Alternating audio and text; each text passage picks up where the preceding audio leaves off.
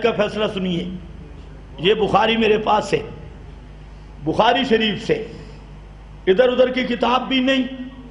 اور اہل بیت کا وہ فرد جس پر اہل بیت کو بھی فخر ہے، اہل بیت کا وہ فرد جس پر اہل بیت کو بھی فخر ہے، اور اہل بیت کا وہ فرد جس پر یطہرکم تطہیرا، اگر ان کو نکال دیا جائے تو اس کا انطباق ہی نہیں ہوتا. گزشتہ جمعہ پر میں نے بیان کر دیا کہ ایسی تطہیر جس کی کائنات میں مثال ہی نہیں. اور وہ تطہیر کس کی نازل کی؟ ام المومنین کی، حضرت عائشہ صدیقہ رضی اللہ تعالی عنہا کی. وہ ایک ہی تطہیر ہے جو آسمانوں سے آئی، یطہرکم تطہیرا، وہی تطہیر ہے. وہ فرماتی ہیں، ان کا بھانجا ہے عربہ، پوچھتے ہیں اماں جی مسئلہ بیان کرو، مسئلہ بتاؤ. پہلا مسئلہ یہ ہے، حل رعا ربہ، نبی کریم صلی اللہ علیہ وسلم نے معراج کی رات اللہ تعالیٰ کو اپنی ان آنکھوں سے دیکھا تھا؟ یہ سوال کس سے ہوا؟ آپ کوئی ذوق سے بولیں گے، میں بولوں گا.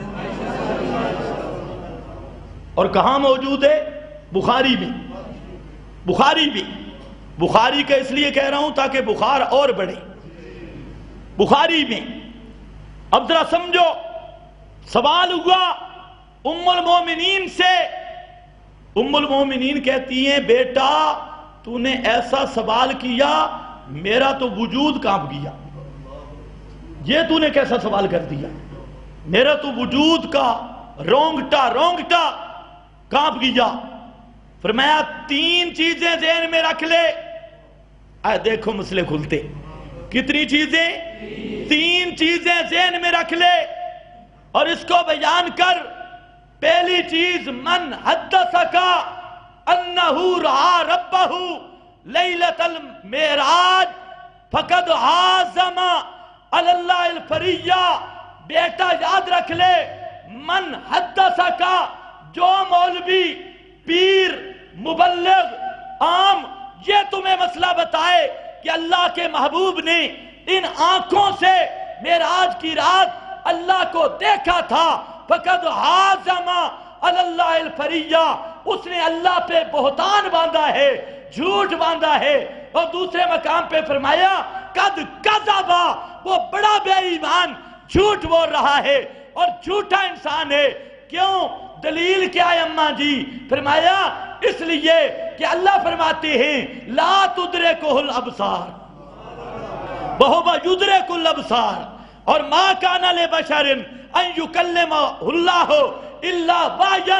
جی آیت بھی پڑھی، جی آیت بھی پڑھی.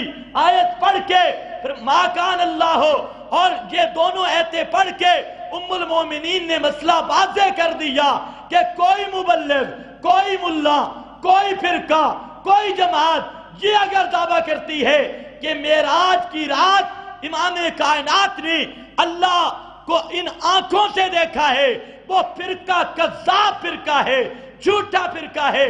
وہ ملا اور پیر رب پہ بہتان باندھنے والا ہے اور اس نے رب پہ جھوٹ بولا ہے. اب سنو، کوئی فرقہ ہے ہمارا ساتھ دینے والا؟ سارے پہ. ہاں، اس غیر مقلد سے پوچھو تو اس کا وضو بھی یہاں ٹوٹ جاتا ہے. سارے. میں نے کہا ٹوٹے گا. وہ روایت اگرچہ ضعیف ہے اور شدید ضعیف ہے کہ اہل بیتی سفینۃ نوح یہ کہا گیا، لیکن میں کہتا ہوں کہ اگر غور کیا جائے سند بالکل نہیں ہے، ضعیف ہے اس لیے بتا رہا ہوں. لیکن مسئلہ آپ نے جو وصیتیں کی ان سے مفہوم یہی سمجھ آتا ہے کہ اگر اہل بیت کا عقیدہ اختیار نہیں کیا اور ساری زندگی اہل بیت کے وظیفے پڑھتا رہا، پکا لعنتی اور جہنمی ہے. سب سے پہلے اہل بیت کا عقیدہ اپنا. دوسرا مسئلہ فرمایا من حدثک انہ یعلم الغیب، وفی روایت من حدثک انہ یعلم ما فی غد.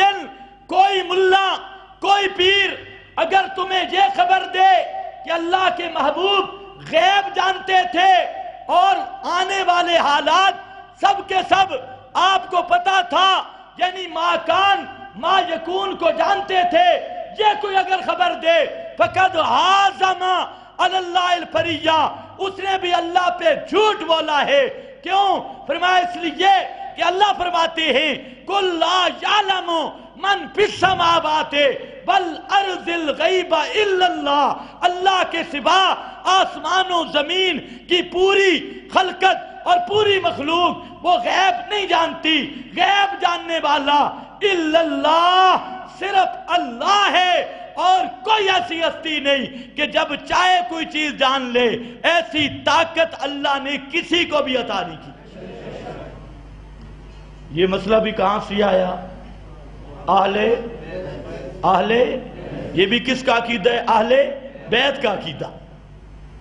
اور فرمایا من حدثک انہ کاتم من الوحی شیئا، اگر تمہیں کوئی یہ خبر دے کہ آپ نے کچھ علوم عام لوگوں سے چھپا رکھے تھے، اگر یہ کہے تجھے کہ وحی کا کچھ علم عام لوگوں کے سامنے بیان نہیں کیا، خاص خاص لوگوں کو بتایا۔ آج بے ایمان کہتے ہیں کہ نہیں کہتے؟ سارے فرقے، یہ جو سوپڑ ہے نا، سوپڑ، تو یہ کہتے ہیں کہ یہ سینہ بسینہ علم آ رہا ہے، یہ روایت نہیں ہوا۔ با ام المومنین تجھ پہ کروڑوں سلام۔ کیسے مسئلہ بیان کیا؟ فرمایا اگر تجھے کوئی کہے کہ اللہ کے رسول نے ایک مسئلہ بھی قرآن کا چھپایا اور لوگوں کے سامنے بیان نہیں کیا، وحی کا مسئلہ چھپایا اور عام لوگوں کو نہیں بتلایا، فقد عازم علی اللہ الفریہ، وہ بھی بڑا پاپی، جھوٹا اور فراڈی ہے۔ کیوں؟ لِأَنَّهُ يَقُولُ بَلِّغْ مَا أُنزِلَ إِلَيْكَ مِن رَبِّكَ، اللہ نے فرمایا میرے پیغمبر پورا کا پورا پہنچا دے جو ہم نے نازل کیا ہے اللہ تعالیٰ کی طرف سے، جو نازل ہوا۔ بلغ ما انزل، پورے کا پورا پہنچانا ہے۔ ان لم تفعل فما بلغت رسالتا، اگر ایک مسئلہ بھی رہ گیا پھر تو نے رسالت کا حق کی ادا نہیں کیا۔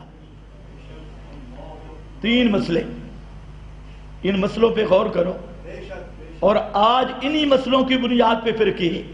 کوئی کہتے ہیں پیران دیاں بلیاں غیب جان دیاں، کوئی کہتے ہیں 12 امام ان الائمۃ یعلمون ما کان وما یکون ولا یموتون الا باختیار من، کہتے ہیں امام سب کچھ جانتے ہیں، کوئی کہتا ہے پیر سب کچھ جانتے ہیں، اور کوئی کہتا ہے مردے سب کچھ جانتے ہیں۔ غیب کا کیا معنی؟ بغیر اسباب کے جاننا۔ غیب کا کیا معنی؟ بغیر اور اسباب چاہے دوری سے منقطع ہوں، اسباب چاہے پردے سے منقطع ہوں، اور اسباب چاہے موت سے منقطع ہوں۔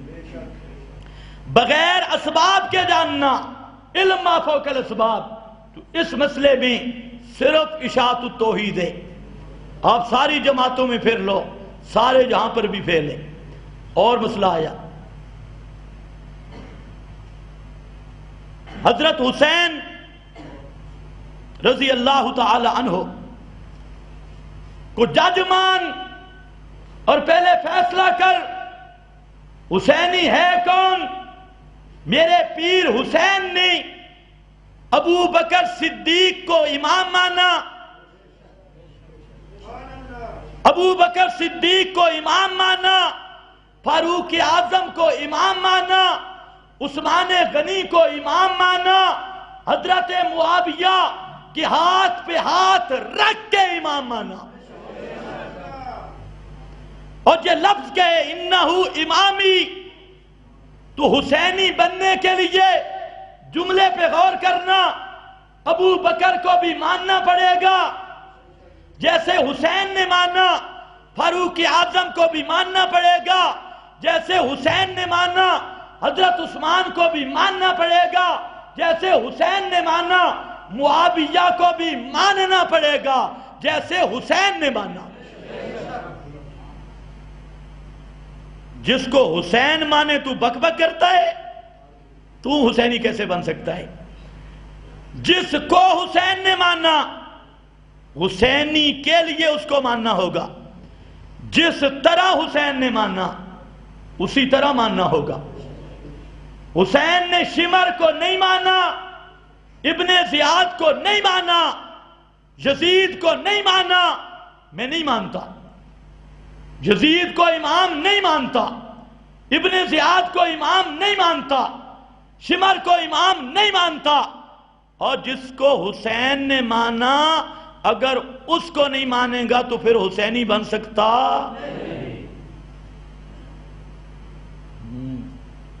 جہاں سے اس گندے ذہن کی بھی صفائی کرنا چاہتا ہوں۔ آج کل کچھ لوگ ایسے بدبخت بھی پیدا ہوئے جو کہتے ہیں حضرت حسین باغی تھا معاذ اللہ، اور حضرت حسین اور یزید کا مقابلہ کرتے ہیں، یہ ناسبیت کی پیداوار، یہ بھی پکے بے ایمان ہیں۔ حضرت حسین حسین ہے، حضرت حسین وہ ہے جو رسول کے کاندھوں پہ کھیلا ہے، پیغمبر کی زلفوں سے کھیلا ہے، اور پیغمبر نے سون کر فرمایا ریحانہ تا یا فی الدنیا، لوگوں میرے خوشبو والے پھول یہ حسن اور حسین ہیں، جی ہیں۔ تو اس لیے اپنی حد پہ رہو۔ بعض وہ ایسے محمود عباسی جیسے دجال اور شیطان کی کتابیں پڑھ کر، یا اس کے مقابل رافضیوں کی کتابیں پڑھ کر اس نظریہ کو ٹیڑھا بنا دیا۔ میں کہتا ہوں جس کو حسین نے مانا تو بھی اس کو مان، جیسے حسین نے مانا ویسے ہی مان۔ حضرت حسین وہ ہے جس نے عثمان کا پہرا دیا ہے، جس نے حضرت عثمان کا، اونچا بول تو میں جملہ کہوں، مجھے بھی تھوڑی تھوڑی خطیبہ والی عادت پڑ گئی ہے نا، خطیبہ والی، تھوڑا اونچا بولو تو اگلی بات میں کروں۔ جس نے، تو حسینی وہ ہوگا جو حضرت عثمان کے پہرے دار ہوگا، حضرت عثمان کو کنبہ پرور لکھنے والا، حضرت عثمان کی پالیسیوں کو غلط قرار دینے والا، حضرت عثمان کی خلافت پہ اعتراض کرنے والا، وہ مودودی تو ہو سکتا ہے، خمینی تو ہو سکتا ہے، اور بے ایمان تو ہو سکتا ہے، کبھی حسینی نہیں ہو سکتا۔ حسینی وہ ہے جس طرح حسین حضرت عثمان کا چوکیدار بنا، پہرے دار بنا، آج عظمت صحابہ پہ پہرا دے گا تب حسینی بن سکتا ہے۔ صحابہ کو بھونک کر کوئی بھی حسینی بن سکتا نہیں۔ حسین صحابہ کا پہرے دار ہے، وہ پہرے دے رہا ہے، اور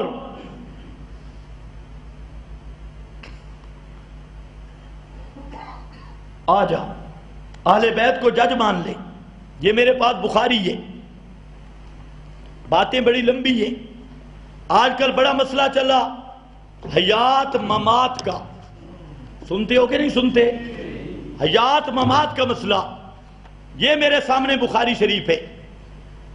اب لوگ اصل دین سنتے ہیں صرف تماشا دیکھنے کے لیے، ورنہ تو ایک منٹ سے پہلے مسئلہ حل ہے۔ یہ بخاری شریف ہے، اور مذہب اہل بیت، مسئلہ حیات النبی کا حل کون کر رہے ہیں؟ اہل بیت۔ ایمان سے بتاؤ اہل بیت کا عقیدہ حق ہے یا نہیں؟ اہل بیت کا مذہب حق ہے یا نہیں؟ اچھا، اہل بیت وہ ہیں جن کو رسول اللہ نے اپنے وجود کا ٹکڑا فرمایا ہے، حضرت فاطمہ ہیں، اور یہ روایت نمبر 4462 ہے، 4462، اور دنیا کا کوئی ملا اس کی سند پہ اعتراض کر کے دیکھے، کھری سند تے کھرا مسئلہ۔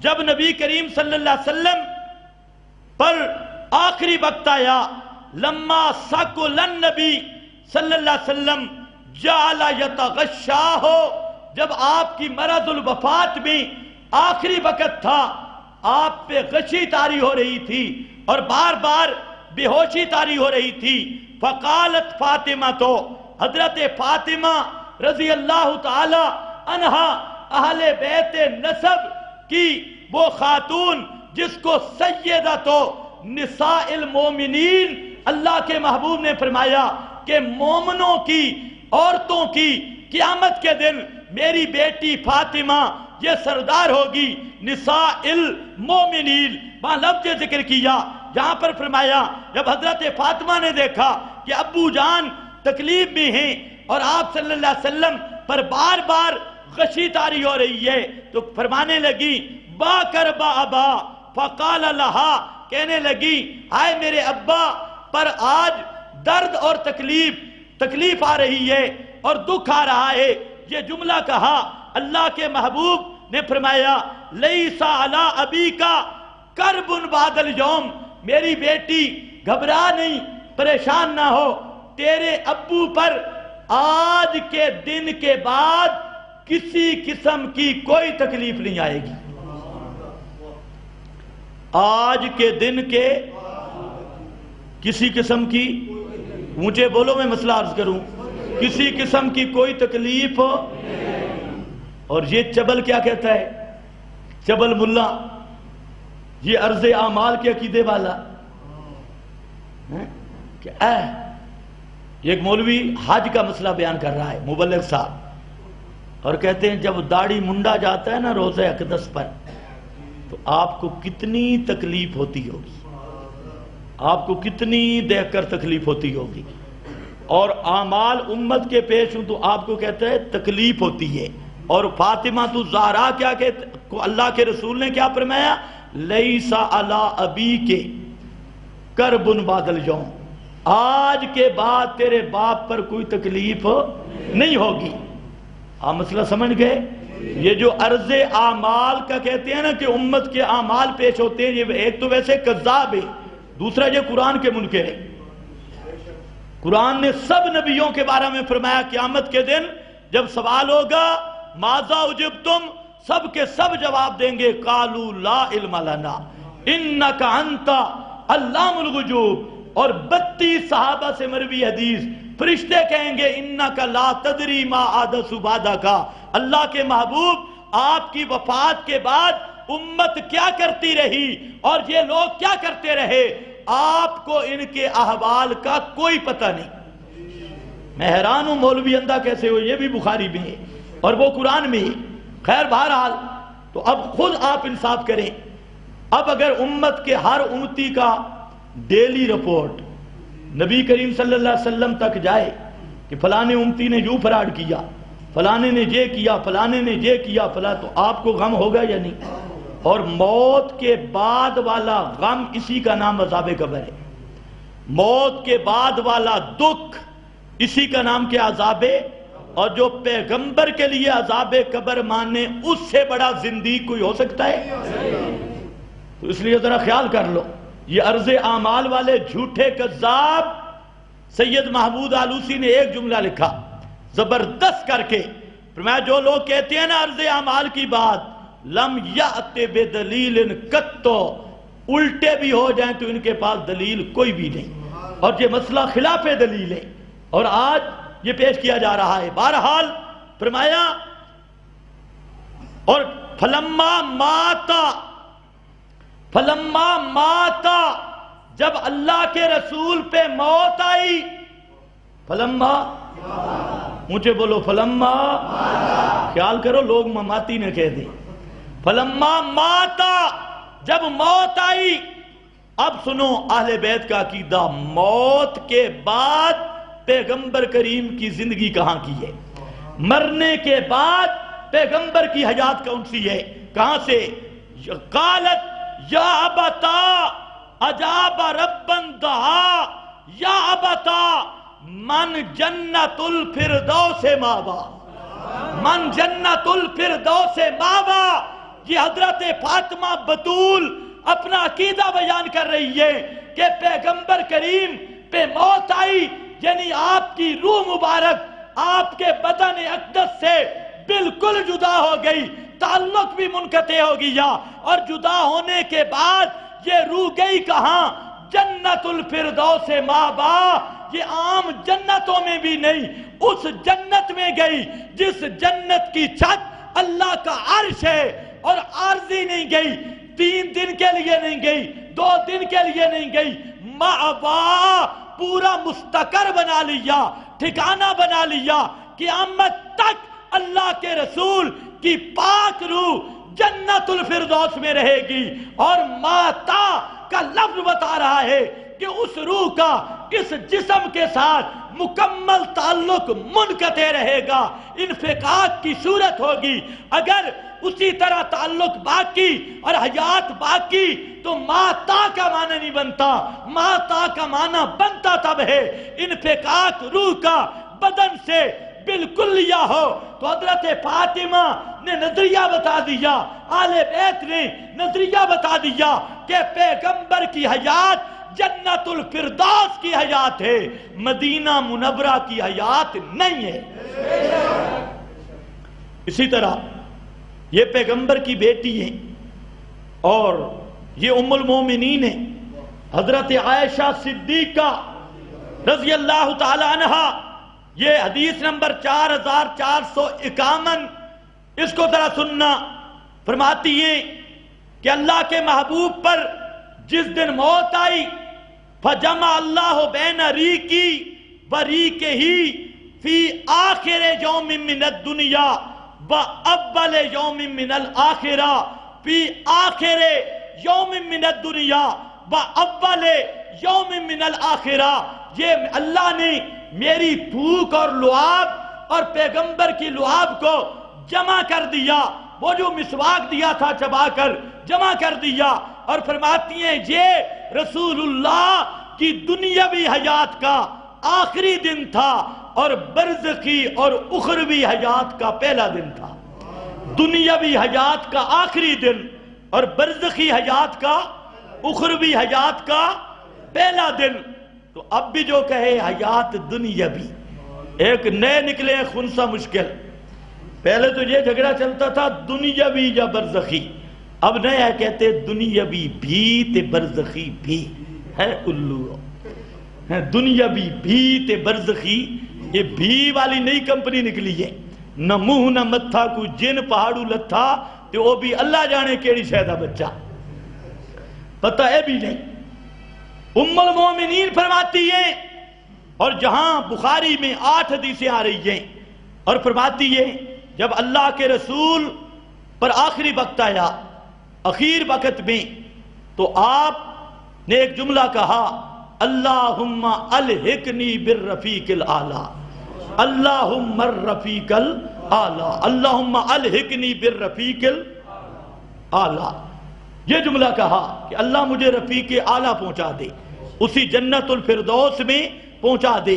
فرماتی ہیں آپ جب تندرست تھے، صحت میں تھے، تو آپ ایک حدیث بیان کرتے تھے، میں سمجھ گئی اوہو یہ تو وہی کام ہونے والا ہے۔ وہ حدیث کیا بیان کرتے تھے؟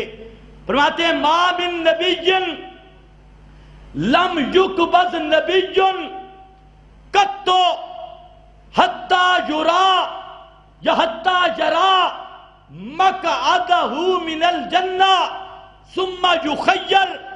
جس نبی پر بھی موت آتی ہے، ہر پیغمبر کو اللہ رب العزت اختیار دیتے ہیں، دنیاوی حیات سے رہنا چاہتا ہے یا جنت میں آنا چاہتا ہے۔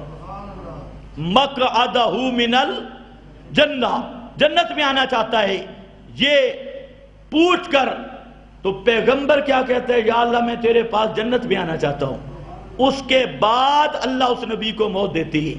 تو اللہ نے اپنے محبوب کو بھی اختیار دیا، فاختار الآخرہ۔ اللہ کے محبوب نے کس کو پسند کیا؟ آخرت کو۔